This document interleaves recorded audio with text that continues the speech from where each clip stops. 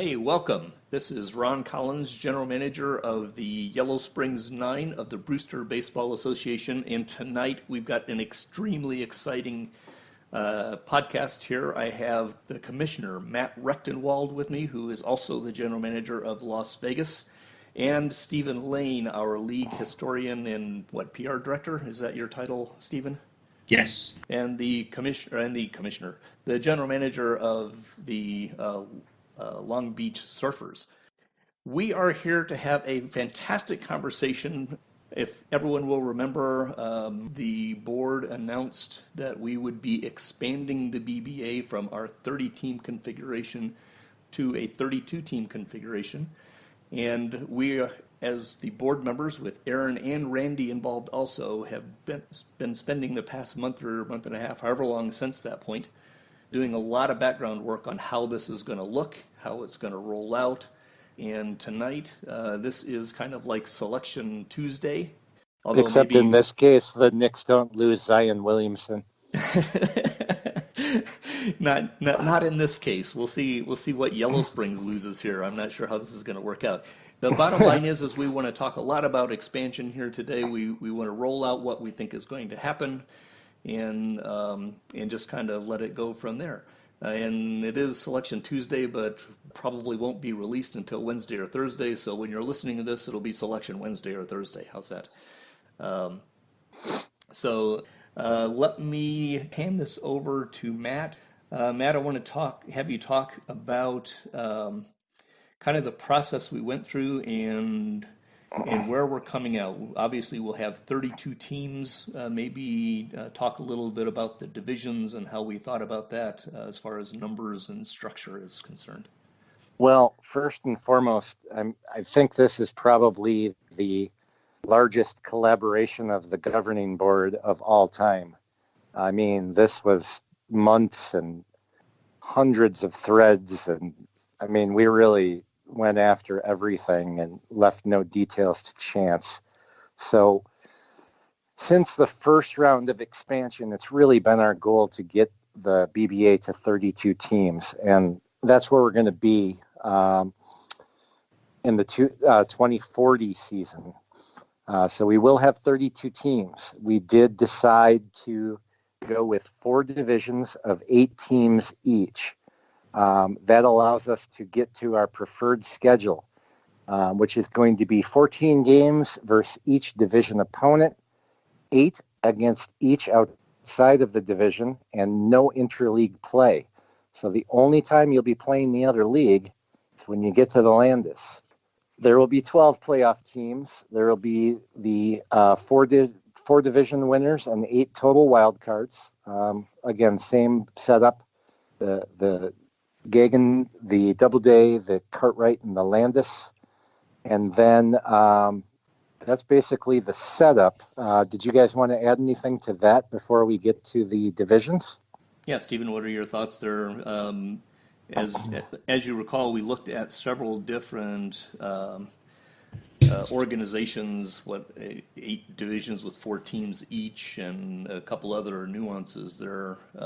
What are your thoughts about the process that we ran through to do that? Yeah, like you guys said, we spent a lot of time on it, a lot of posts, and the main competitor to this structure was probably a 4-team division structure. Which is what the BBA had previously when we were, I believe, what was it, 28? No, it was 24 teams. Yeah.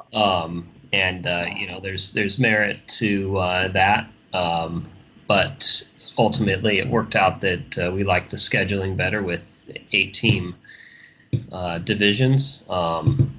And we'll probably get to this later, but we've got some good rivalry potentials here. I won't say anything else other than that right now. But well, I know from my point of view, one of the main things that I liked about this, and I think Aaron was definitely in the same camp, and I can't remember exactly how far Randy was off on this or not.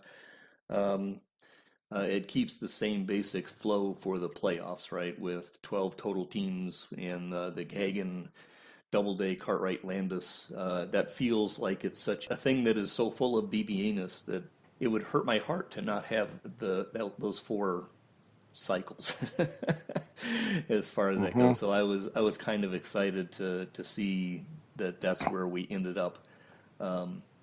I want to also reiterate, Matt, thank you for bringing that up. I was extremely impressed with the energy that all 5 of the participants brought to the table on that. I think we really hashed out a bunch of different things.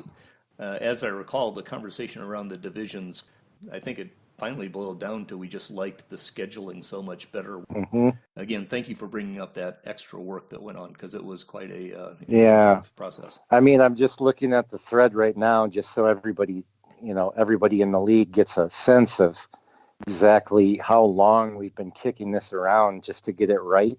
The first post in this thread came on Sunday, September 16th. 137 posts. So basically we spent almost exactly 6 months working on this. 6 months in real time working on this. So I'm really happy with the way it turned out. Yeah, actually, I will also say that it was a little bit frustrating at the time, but not unsurprising. There's kind of a flurry of activity when we start talking about expansion, and kind of some pointed things around we want to make sure, do your due diligence in planning. And I think a lot of those comments, as difficult as they are to talk about sometimes out in the public before it's all said and done, really help drive some of our thinking. Yeah, I mean, definitely there was some constructive criticism of not giving enough time on the last ones. So this one, we were going to make sure that we're given plenty of time. In this case, you've got a little bit more than a full season to prepare. Yeah, this is a passionate league, and that's what makes it one of the best online leagues in the OTP universe. And everybody read everything that the entire league was saying on the board, took all that to heart, and considered it in what we're doing here. Well, with that, maybe we should move on to the meat of the matter. As Matt said, we're going to be in 4 divisions of 8 teams. And so what I'd like to do now is maybe have Matt give us a little fake telestrator approach at each of the divisions. There will be an Atlantic division. Matt, You want to talk us through the teams that will be in the Atlantic division? I will. So the Atlantic division is basically a combination of the current JLA and the JL Southeast.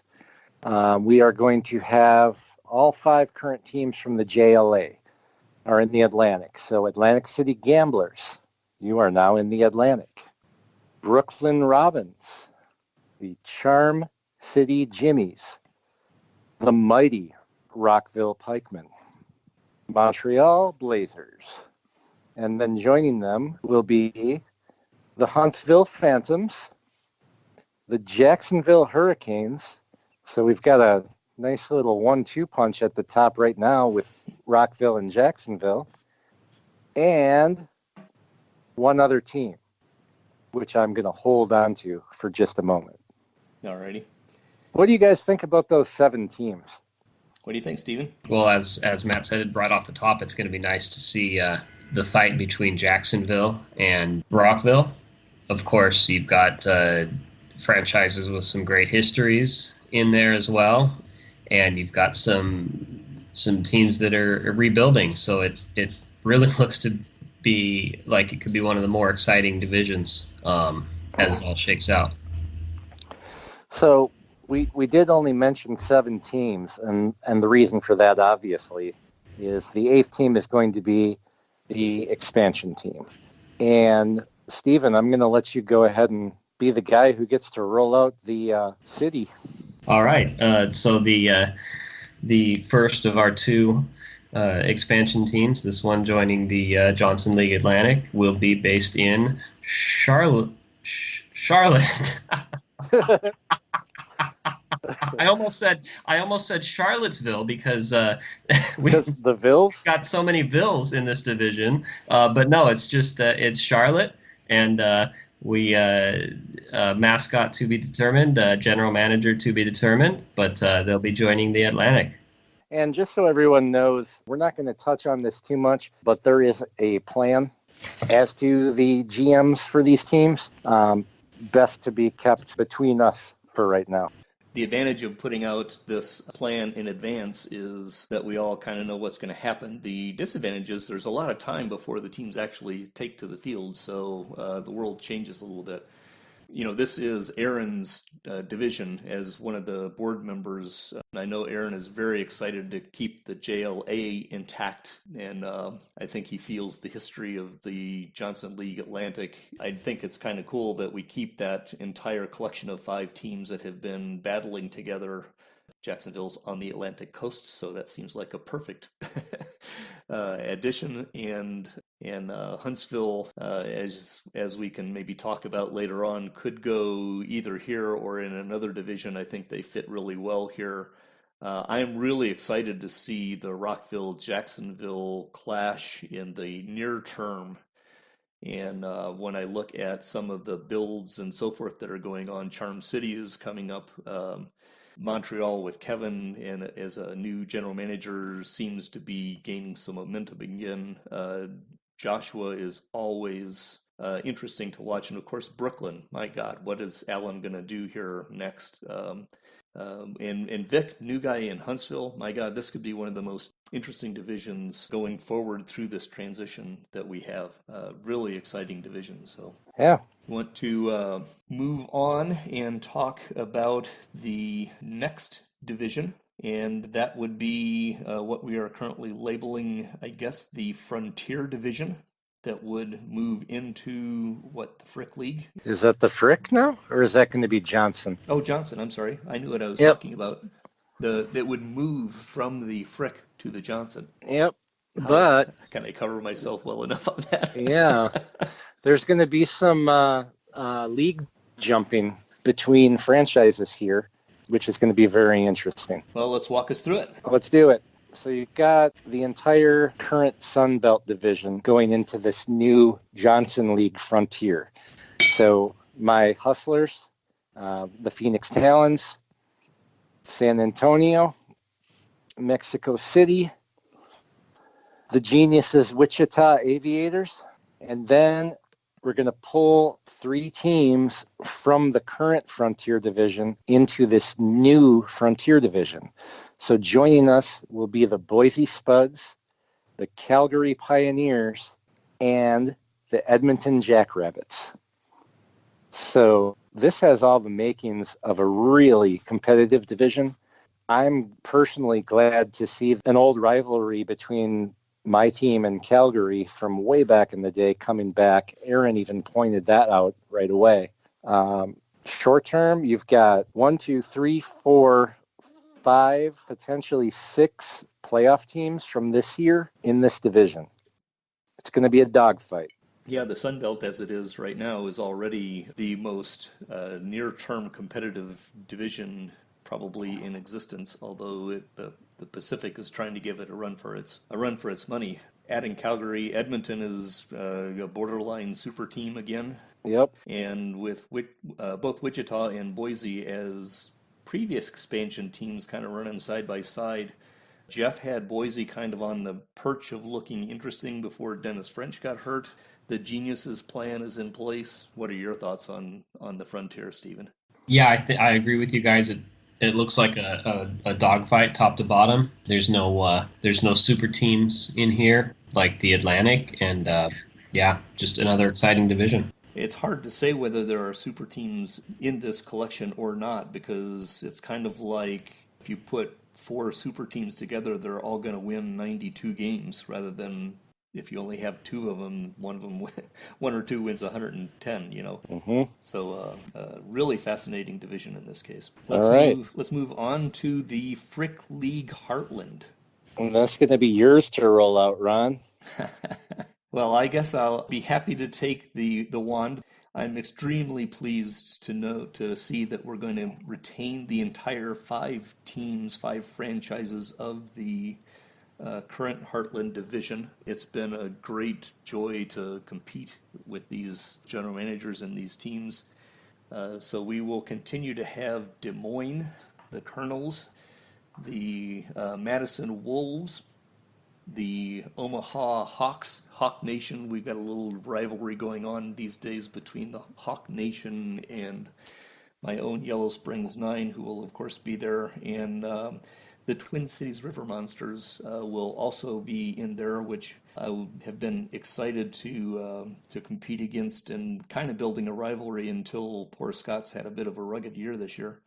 Joining us, my old nemesis, the Louisville Sluggers, are going to be back in the Heartland. And Nigel, I'm gonna get to roll out my Loserville tag, and this is going to be great fun. Also, the Plan from Nashville is coming into the Heartland. Just seems like a perfect fit. Nashville, Louisville. I lived in Louisville personally for quite some time, and so those are actually kind of sister cities. Great fun.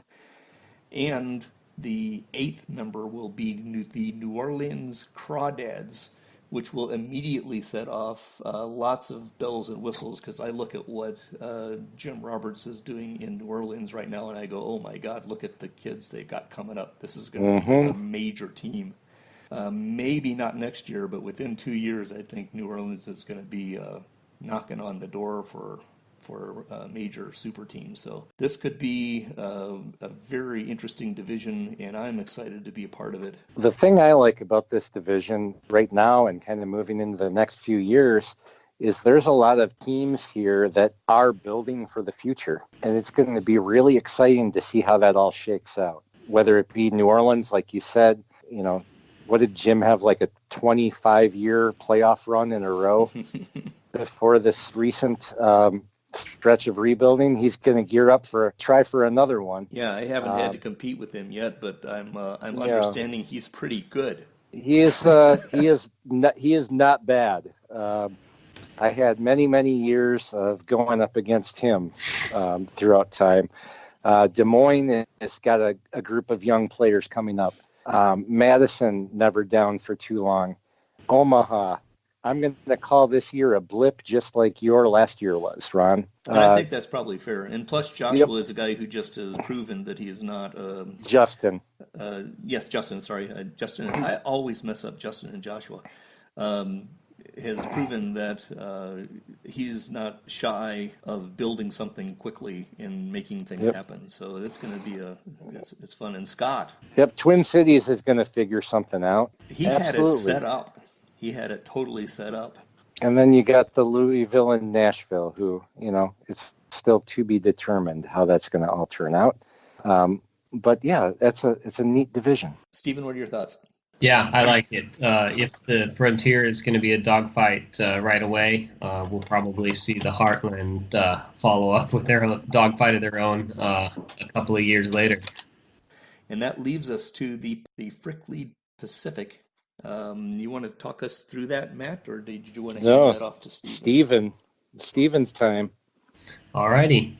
So as you might expect, we're taking the balance of the Frickley Pacific as it stands today. We've got the Hawaii Tropics, my own Long Beach Surfers, the San Fernando Bears, Valencia Stars, the California Crusaders, the Seattle Storm, and the Vancouver Mounties.